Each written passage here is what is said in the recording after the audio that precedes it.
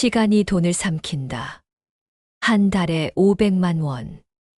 매달 통장이 비워진다. 정순이 할머니는 매월 1일이 가장 무서운 날이다.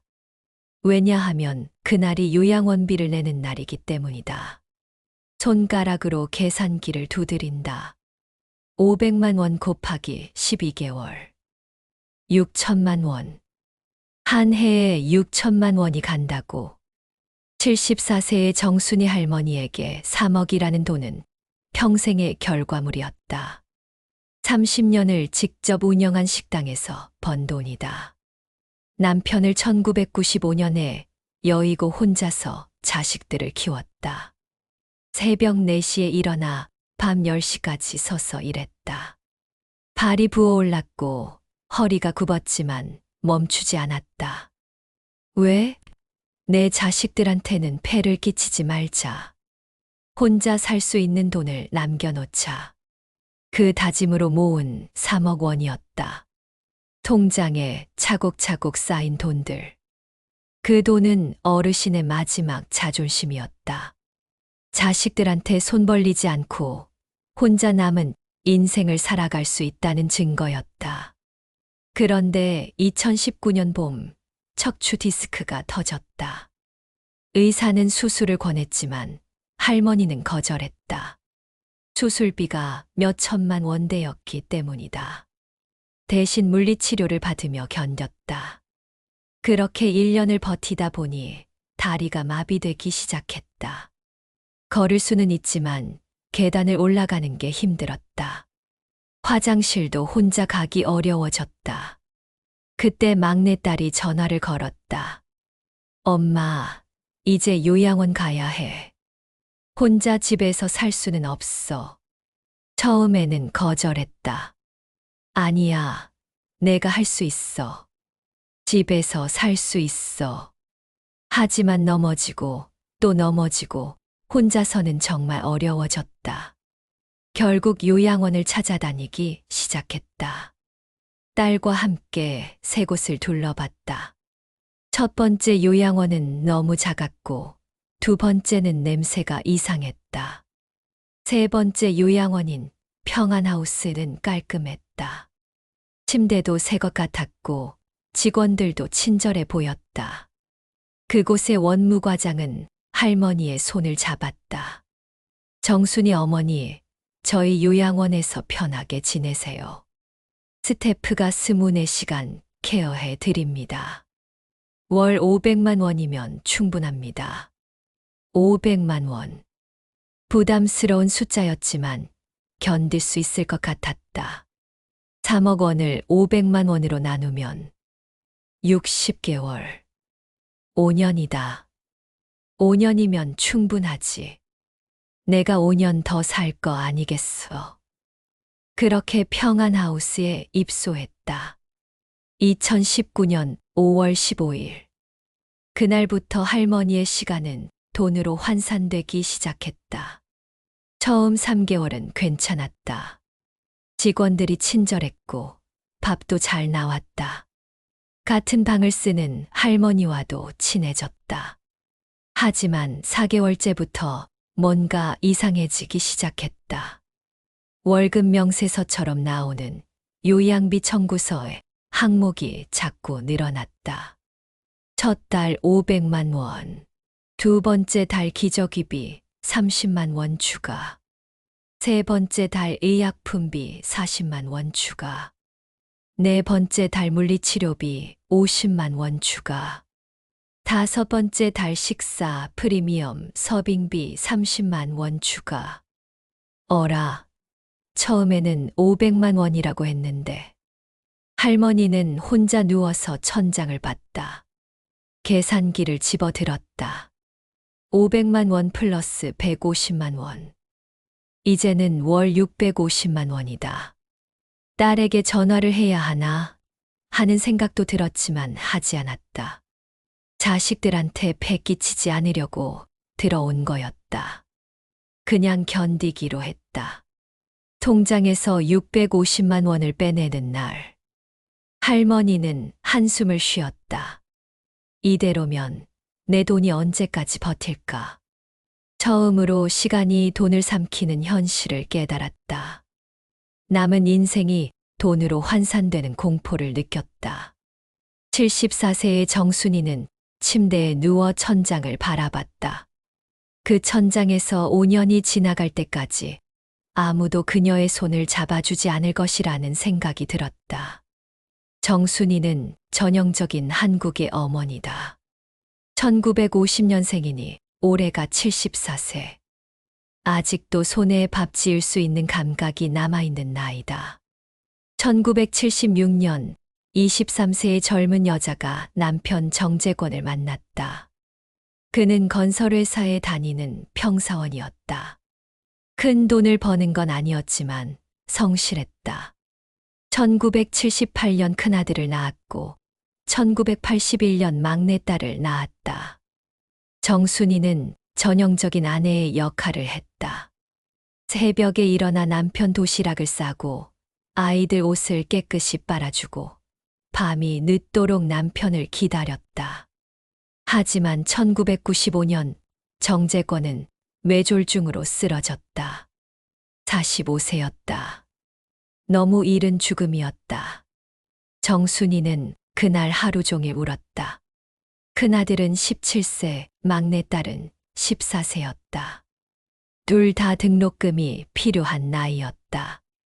혼자 살아야겠구나. 정순이는 그 다음 날부터 일을 찾아다녔다. 가정부, 식당 보조, 공장일.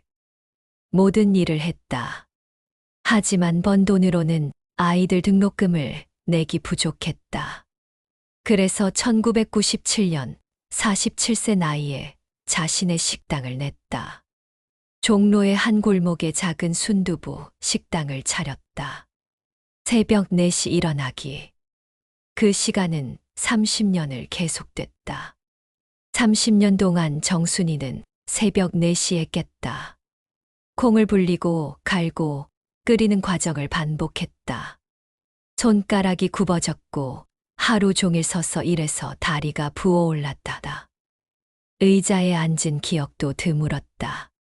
큰아들은 대학에 들어갔고 막내딸도 고등학교를 졸업했다. 큰아들은 2008년에 회사원이 되었고 막내딸은 2015년에 결혼했다. 정순이는 막내딸 혼수를 전부 부담했다. 우리 딸이 굶지 말고 행복하게 살아야지.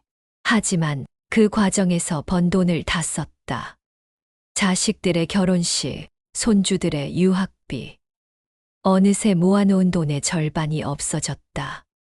하지만 정순이는 후회하지 않았다. 2015년 정순이는 식당을 닫았다. 65세였다. 그 마지막 날 단골 손님들이 와서 먹고 울었다. 정순이도 울었다. 30년을 거기서 살다시피 했기 때문이다.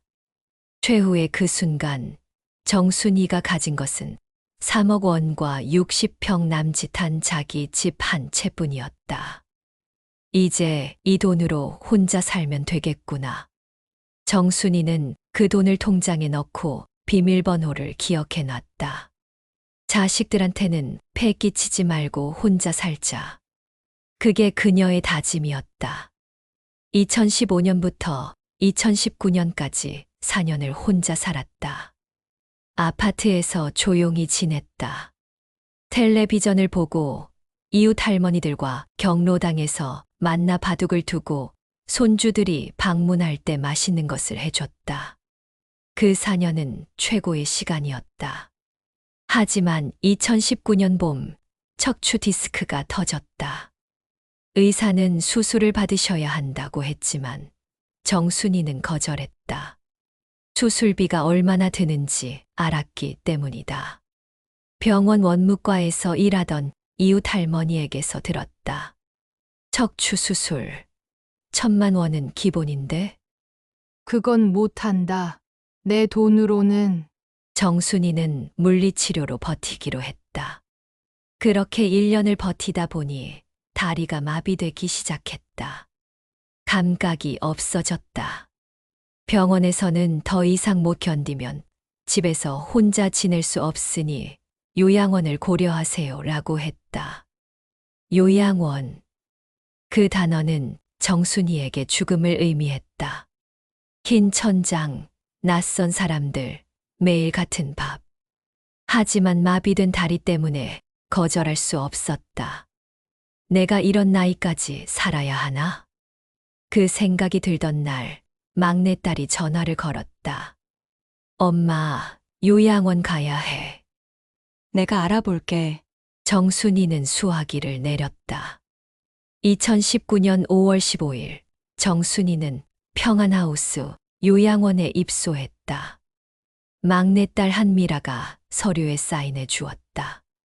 원무과장은 할머니의 손을 잡으면서 말했다. 정 어머니, 저희 요양원은 가족입니다. 편하게 생각하세요. 월 500만 원이 전부입니다. 추가 비용은 없습니다. 추가 비용은 없다고? 정순이는 그 말을 여러 번 되짚어 들었다. 정 어머니, 염려하지 마세요. 저희는 투명한 운영을 자랑합니다. 월 500만 원, 이게 전부입니다. 그래, 그렇다면 정순이는 안도의 한숨을 쉬었다. 월 500만 원이면 3억을 가지고 60개월, 즉 5년을 더 살 수 있다. 5년 더 살면 되겠네. 처음 3개월은 천국이었다. 직원들이 정말로 친절했다. 아침에 일어나면 간호사가 와서 혈압을 재주었다. 밥은 따뜻했고 반찬도 많았다. 같은 방을 쓰는 72세 할머니와 친해졌다. 그 할머니 이름은 김순옥이었다. 김순옥 할머니는 정순이보다 2년을 더 요양원에 있었다. 여기서 얼마 있으셨어요? 정순이가 물었다. 나 2년 5개월이지. 처음엔 괜찮은데 나중엔 김순옥 할머니의 표정이 흐려졌다. 정순이는 더 이상 묻지 않았다. 4개월째 청구서에 항목이 생겼다. 기저귀비 30만 원. 정순이는 간호사를 불렀다. 이건 뭐예요? 처음에는 500만 원이라고 했는데 간호사의 대답은 차가웠다. 어머니, 기저귀는 일회용이라 소모품입니다. 요양비에 포함되지 않습니다. 이건 통상적인 비용이에요. 통상적. 네. 다른 요양원도 다 같습니다. 저희만 그런 게 아니에요. 정순이는 항의할 수 없었다. 딸에게 전화하면 엄마, 그 정도는 감당해야지라고 할 게 뻔했기 때문이다. 그냥 30만 원을 더 내기로 했다. 5개월째 또 다른 청구서가 왔다. 의약품비 40만 원. 이번엔 물리치료비 50만 원도 함께였다. 정순이는 혼란스러웠다. 이건 뭐고 저건 뭐고. 친절하던 간호사가 설명했다. 어머니, 처방약이 있으시잖아요. 혈압약, 당뇨약, 그런 약들이요. 요양원에서 구해다 드린다고 비용을 받는 겁니다. 그리고 물리치료도 마찬가지. 어머니 다리를 위해서 전문 물리치료사가 해드리는 거예요. 그런데 그게 요양비에 안 들어가? 아니요. 별도 비용입니다. 정순이는 침대에 누워 천장을 봤다. 계산기를 꺼냈다. 500만 원 기본, 30만 원 기저귀비, 40만 원 의약품비, 50만 원 물리치료비, 620만 원. 한 달에 620만 원이라고? 6개월째부터는 식사비가 추가됐다. 별도의 프리미엄 서빙비 30만 원이라는 항목이었다. 원무과장은 이렇게 설명했다. 어머니, 저희 요양원은 3가지 식단이 있습니다. 기본식, 특식, 프리미엄식. 어머니는 소화가 잘 안 되시니까 프리미엄식을 추천드립니다. 그게 따로 비용이 드는 건가요? 네, 프리미엄식은 영양사가 특별히 관리합니다. 정순이는 자신이 함정에 빠진 것 같은 느낌이 들었다. 하지만 어떻게 거절할 수 있겠는가? 자신의 건강을 위한 것이라면서. 그 이후로는 매달 새로운 항목들이 생겼다. 기저귀 사이즈, 변경비 10만 원, 추가 빨래비 15만 원, 난방비 추가 납부 20만 원, 에어컨비 추가 납부 20만 원, 생일 파티 비용 5만 원, TV 채널 업그레이드비 3만 원, 와이파이 사용료 5만 원. 어느새 월 청구액은 700만 원을 넘어섰다. 정순이는 통장 잔액을 확인했다. 처음에 3억이던 돈이 6개월 만에 6천만 원 이상이 줄어 있었다. 한 달에 700만 원을 내면 1년에 8,400만 원이 나간다. 3억을 8,400만 원으로 나누면 약 3.5년. 계산 결과는 충격이었다. 내가 3년 반 더 살 수 있다는 뜻인가? 정순이는 침대에서 몸을 뒹굴었다. 옆에서 자던 김순옥 할머니가 깼다. 왜? 못 자. 순옥이, 너 여기 온 지 얼마나 됐다고 했어? 2년 5개월이라고 했지만 사실 3년 다 될 것 같아. 야, 그래도 3년을 버티셨어? 돈은 얼마나 남았어? 김순옥은 천천히 대답했다. 남은 돈 거의 없어. 애초에 5천만 원 가지고 들어왔는데 이 비용들로 거의 다 써버렸어. 이제 막내가 가끔 돈을 넣어줘. 안 그럼 못 살아. 정순이는 김순옥의 손을 잡았다. 두 사람 모두 침묵했다. 그 침묵 속에는 깨닫기 싫었던 진실이 있었다. 내가 이 돈을 모두 쓰고 그 다음엔 뭘 하지? 정순이는 딸 한미라에게 전화를 걸었다. 처음엔 힘을 냈지만 5개월째 통장이 빠르게 줄어드는 것을 보고 더 이상 견딜 수 없었다. 미라야, 엄마 할 말이 있어. 엄마, 뭐 아파? 무슨 일이야? 아니야, 아프지는 않은데 요양원비가 처음보다 자꾸 늘어나. 전화 너머에서 한미라의 목소리가 떨렸다. 뭐가 늘어난다고? 정순이는 청구서를 읽어주기 시작했다. 500만 원이라고 했는데 지금은 700만 원이 나와. 기저귀비도 따로, 약값도 따로, 물리치료비도 따로, 밥비도 따로. 엄마, 그게 통상적인 비용인데? 통상적. 그 단어가 정순이의 가슴을 철렁하게 만들었다. 딸도 알고 있었다는 뜻이었다. 미라야, 엄마한테 미리 말해줄 수 없었어? 이렇게 돈이 많이 나간다는 거? 한미라의 대답은 일관되었다. 엄마, 요양원비는 원래 그렇게 나오는 거야. 다 그래. 엄마가 있는 곳만 그런 게 아니야. 난 그 정도는 당연할 줄 알았어. 그런데 내 돈이 엄마 가진 돈 많잖아. 3억이 있지 않아? 정순이는 그때 느껴야 했던 것을 느꼈다. 딸이 자신의 재산을 어떻게 보는지 깨달았다. 딸의 눈에는 3억이 무한정한 것처럼 보였다. 그 돈의 출처, 그 돈을 모으기 위해 얼마나 많은 시간이 걸렸는지, 그 돈이 자신의 마지막 자존심이라는 것 따위는 중요하지 않았다.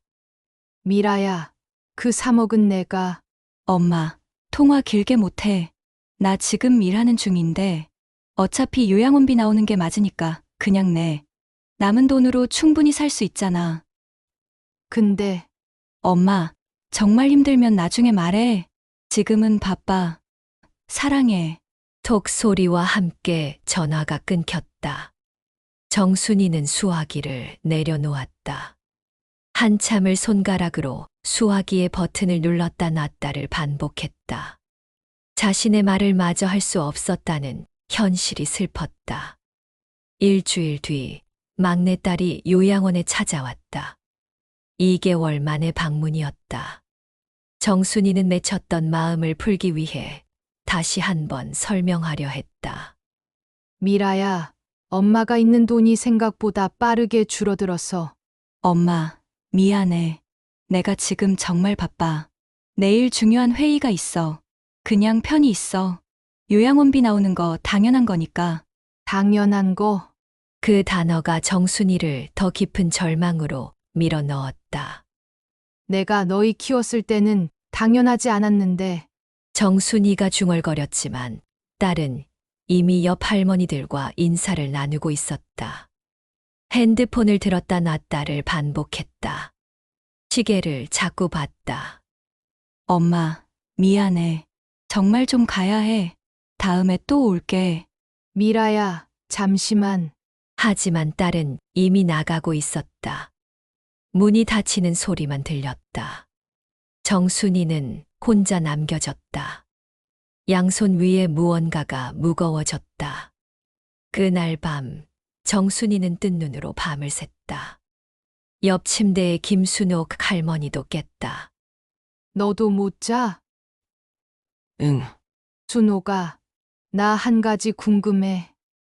뭐, 내 딸이 나를 포기했다고 생각해도 되나? 김순옥은 길게 한숨을 쉬었다. 우리 자식들은 우리 돈을 볼 때와 우리 얼굴을 볼 때가 다야. 돈 있을 땐 우리가 부모인데, 돈 없을 땐 우리가 짐이 돼. 그게 현실이야. 정순이는 눈을 감았다. 밤새 천장을 봤다. 그 하얀 천장이 무덤처럼 느껴졌다. 시간이 지날수록 돈이 줄어들고 돈이 줄어들수록 자식들의 전화는 줄어들 것이다. 그 현실이 너무나 명확했다. 다음 달 청구서가 나왔을 때 정순이는 더 이상 항의하지 않기로 결심했다. 저항하는 것은 무의미했다. 시스템 안에서 자신은 돈을 내는 기계일 뿐이었다. 내 인생은 이렇게 끝나는 건가? 그 생각이 자꾸만 들었다. 2020년 정순이는 요양원에 입소한 지 1년이 됐다. 월 청구액은 이제 750만 원을 넘어섰다. 코로나 때문에 추가 방역비 50만 원이라는 항목까지 생겼다. 막내딸이 돈을 주지 않으니 전부 통장에서 나갔다. 정순이는 엑셀 파일을 만들었다. 손자가 태블릿을 사다 주었기 때문에 기본적인 것은 할 수 있었다. 통장 잔액을 매달 기록했다. 입소 당시 3억 원, 1년 후 1억 원 이상이 사라짐. 2년 후 1억 4천만 원만 남음. 3년 후 3천만 원. 정순이는 계산기를 들었다. 현재 월 청구액이 750만 원이면 3천만 원으로는 4개월밖에 못 산다는 뜻이었다. 지금부터 3년이 더 지나면 그때 정순이는 77세가 된다. 77세에 돈이 떨어진다고? 정순이는 침대에 누워 계산을 다시 했다. 혹시 뭔가 빠뜨린 게 아닐까 싶었다. 하지만 계산은 명확했다. 월 750만 원 곱하기 12개월 9천만 원. 3천만 원 나누기 9천만 원 0.33년, 즉 4개월. 4개월 뒤에는 뭘 하지? 정순이는 밤새 생각했다. 딸에게 전화할 수도 없었다. 미라야, 돈이 떨어졌어 라고 말할 자존심이 남아있지 않았다. 정확히 말하면 자존심을 지킬 여력이 없었다. 옆 침대의 김순옥 할머니는 이미 아들이 돈을 넣어주고 있었다. 순옥이는 자식이 도와주는데 난 왜 도와달라고 못할까? 정순이는 자신의 나약함을 한탄했다. 하지만 그건 나약함이 아니었다. 자존심이었다. 평생 동안 자식들에게 폐를 끼치지 않으려고 모았던 그 3억 원이 자존심이었기 때문이다. 내가 이 돈을 다 써야 한다. 그리고 그 다음에는 정순이는 생각하고 싶지 않았다.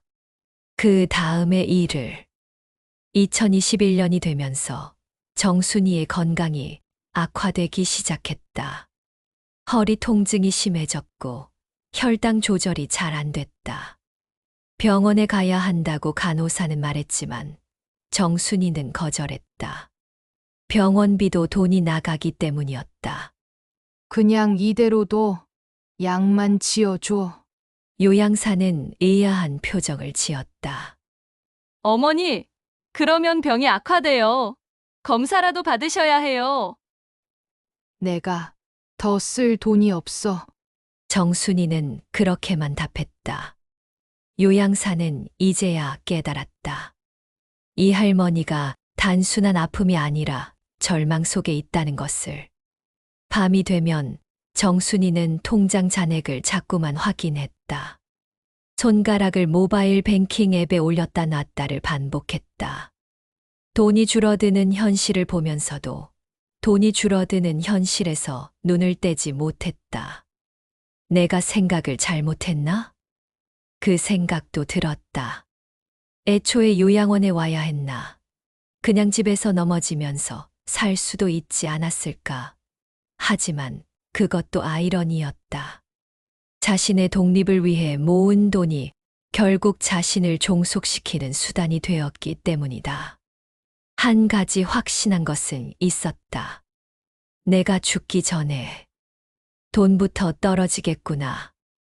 2022년 3월 정순이는 깨달음을 얻었다. 그 깨달음은 한 통의 전화에서 나왔다. 큰아들이 전화를 걸었다. 엄마, 나 이번에 승진했어. 과장이 됐어. 정순이는 축하해 줄 수 없었다.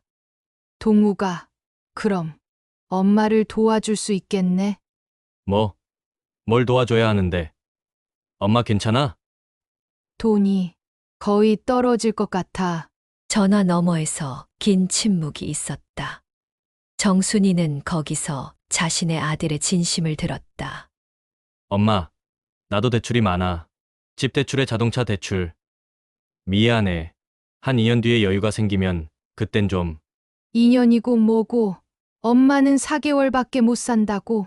4개월? 엄마, 뭔 말이야? 엄마 3억이나 있잖아. 그 3억이 벌써. 정순이는 그때 정신이 들었다. 자식들은 그녀의 상황을 전혀 이해하지 못했다. 아니, 정확히는 이해하려 하지 않았다. 자신들의 책임을 외면하기 위해. 통화를 끝낸 정순이는 밤새 생각했다. 그리고 새벽 4시에 깼다. 30년을 새벽 4시에 깼던 습관이 남아 있었다. 순간 한 가지 떠올랐다. 내가 뭔가 생각 못한 게 있는 거 아닐까? 정순이는 청구서를 다시 꺼내 읽기 시작했다. 처음 계약서와 현재의 청구서를 비교했다. 처음의 계약서에는 분명히 월 500만 원, 추가 비용 없음이라고 명시되어 있었다. 그런데 6개월 뒤부터는 항목들이 자꾸만 추가되었다. 이건 계약 위반이 아닌가? 정순이는 처음으로 의심을 품기 시작했다. 이건 단순한 비용이 아니라 사기에 가까운 것 아닌가 하는 생각이 들었다. 그날 오후 정순이는 간호사를 불렀다. 기저귀비 같은 것들 계약서에는 없었잖아요. 왜 자꾸 비용이 나와? 간호사는 당연하다는 듯이 대답했다. 어머니, 기저귀는 소모품이니까. 내가 다 알아봤어. 요양원에서 기저귀 비용을 따로 안 주는 요양원도 있대. 왜 우리 요양원은 따로 비용을 내야 해? 간호사의 얼굴이 흔들렸다. 그건 시설마다 다른데. 다른 게 아니라 계약서에 없으니까 따로 물을 수 없는 거 아닌가? 그 순간 정순이는 자신이 옳다는 것을 느꼈다. 그리고 처음으로 싸울 마음이 생겼다. 정순이는 손자에게 전화를 걸었다. 준호야, 할머니 도와줄 수 있니? 변호사 있는데 소개해 줄 수 있니? 손자는 정순이의 다급함을 감지했다. 며칠 뒤 손자가 유명한 변호사 한 명을 소개해 줬다. 이름은 박민지 변호사. 50대 초반의 여성으로 의료와 노인, 인권 전문가였다. 정순이는 다리를 끌며 변호사 사무실로 갔다. 손자가 부축해줬다. 박민지 변호사는 정순이를 보고 일어나 악수를 했다. 정 어머니, 어떻게 되신 일입니까? 정순이는 처음으로 자신의 이야기를 누군가에게 제대로 들려줬다. 청구서도 보여줬고 처음 계약서도 보여줬다. 박민지 변호사는 조용히 들었다. 정 어머니, 이건 변호사는 선글라스를 벗었다. 눈빛이 달라졌다. 이건 약정 위반입니다.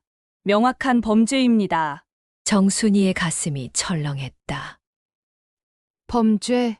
네, 정순이 어머니와 요양원이 계약한 내용과 다르게 지속적으로 추가 비용을 청구했습니다. 이건 사기죄에 가까운 행위입니다. 정순이는 그때 처음으로 눈물이 나왔다. 누군가가 자신의 편에 서주는 느낌이 들었다. 제가 요양원을 상대로 싸울 수 있을까요? 박민지 변호사는 미소를 지었다. 물론입니다.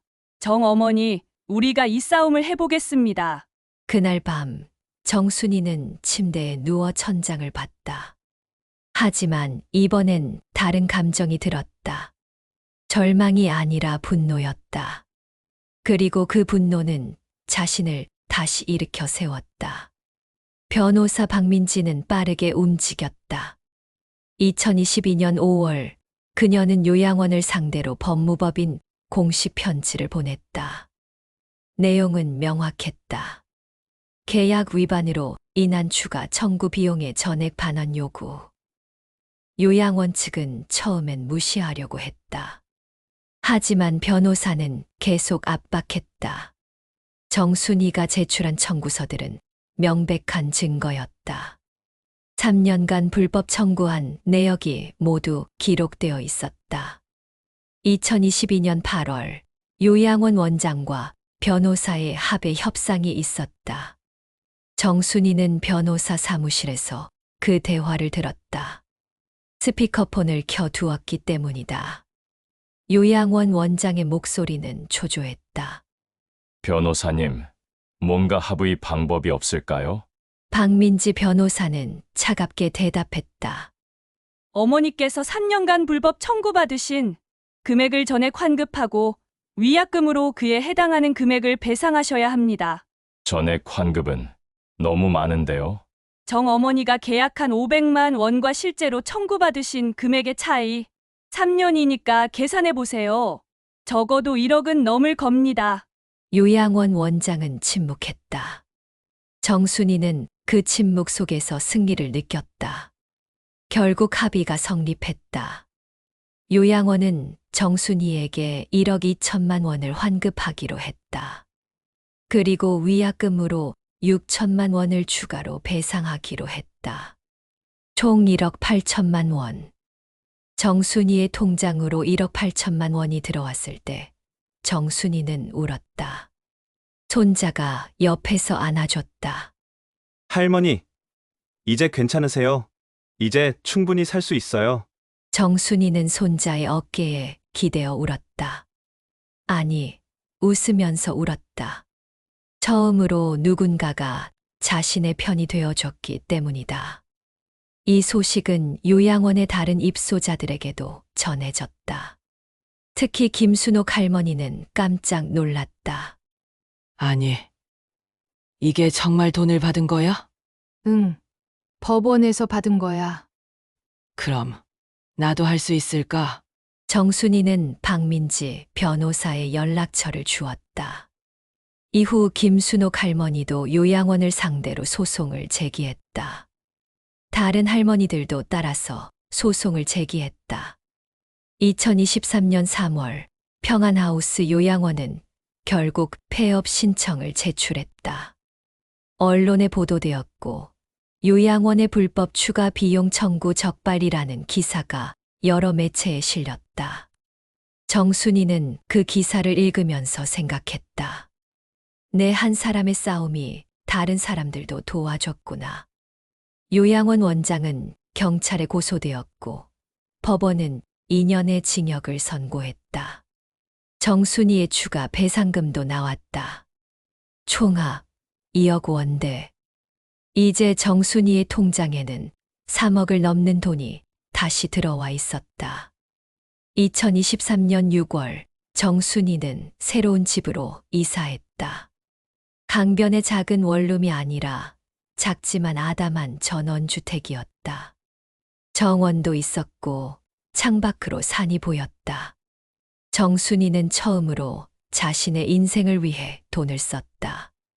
이사 비용도 자신이 선택한 것이고 집도 자신이 선택한 것이었다. 자식들에게 물어본 적도 없었다. 간병인을 고용했다. 이름은 김미영, 40대 중반의 따뜻한 여성이었다. 정순이는 그녀를 고용하면서 말했다. 미영아, 나는 더 이상 너희들의 짐이 아니야. 나는 내 돈으로 내 인생을 사는 거야. 엄마 맞아. 충분히 하실 수 있어요. 정순이는 전원주택의 작은 텃밭을 가꾸기 시작했다. 상추, 토마토, 고추를 심었다. 30년간 식당에서만 살던 손이 흙을 만졌다. 처음으로 즐거웠다. 한미라는 정순이의 이사 소식을 뉴스로 알았다. 여러 신문에 할머니 불법 요양원 상대로 승소, 배상금 획득이라는 기사가 실렸기 때문이다. 한미라는 어머니에게 전화를 걸었다. 엄마, 이게 뭐야? 뉴스에 나왔어. 정순이는 차분하게 대답했다. 내가 도와주지 않으니까 내가 자신을 지키는 방법을 찾았어. 엄마, 미안해. 내가 잘못했어. 엄마한테 미안해. 정순이는 감정을 실지 않고 대답했다. 미안한 건 이제 늦었어. 나는 이제 너를 원망하지 않고 대신 나를 위해 살기로 했어. 통화를 끝낸 정순이는 창밖의 산을 봤다. 해는 떨어지고 있었고 하늘이 주홍빛으로 물들어 있었다. 정순이는 한 달에 한두 번 손자들을 만났다. 손자들은 할머니에게 달라붙었다. 큰 손자가 물었다. 할머니, 요양원은 왜 나왔어? 할머니가 다시 살아나고 싶어서 나왔어. 정순이는 손자들과 함께 밥을 해 먹고 텃밭에 가서 채소를 따고 함께 웃었다. 자식들의 기대가 아니라 자신의 기쁨을 위해 한 달 용돈으로 예전에는 상상할 수 없었던 것들을 했다. 손자들과 영화 보러 갔다. 맛있는 음식도 사 먹었다. 간병인 미영과 함께 시골 장터에 가서 물건도 사고 차도 마셨다. 통장 잔액은 여전히 충분했다. 변호사 비용을 내고도 1억 8천만 원이 남았었고 거기에 원래 있던 돈도 있었기 때문이다. 이제 정순이는 자신이 언제까지 살 수 있는지 계산하지 않았다. 내가 건강하면 그만큼 살고 아프면 더 빨리 떠나갈 거야. 정순이는 그렇게만 생각했다. 2024년 봄, 정순이는 74세 생일을 맞았다. 손자들이 케이크를 사왔다. 촛불을 켜고 정순이가 소원을 빌었다. 소원은 무엇이었을까? 아무도 모른다. 하지만 정순이는 미소를 지었다. 그날 밤, 정순이는 일기를 썼다. 오늘도 평범하고 소중한 하루였다. 손자들이 와서 케이크를 먹었고 함께 웃었다. 이런 소소한 일상이 얼마나 귀중한지 이제 안다. 30년을 일했고 3년을 요양원에서 싸웠고 이제 1년을 나를 위해 살고 있다. 평생 남을 위해 살았던 내가 이제 나를 위해 산다. 이기적이라고 할 수도 있겠지만 난 그럴 자격이 있다. 충분히 착하게 살았고 충분히 참았고 충분히 희생했다. 이제부터는 내 인생은 내 것이다. 남은 인생이 얼마든 상관없다. 하루하루가 소중하다. 정순이는 펜을 내려놓았다. 창밖으로 별이 보였다. 새로운 인생이 시작되었다. 74세에 시작된 그녀의 정말로 처음인 인생이. 끝까지 들어주셔서 감사합니다. 구독, 좋아요, 알림 설정 부탁드립니다. 항상 건강하시고 행복한 하루 보내세요. 감사합니다.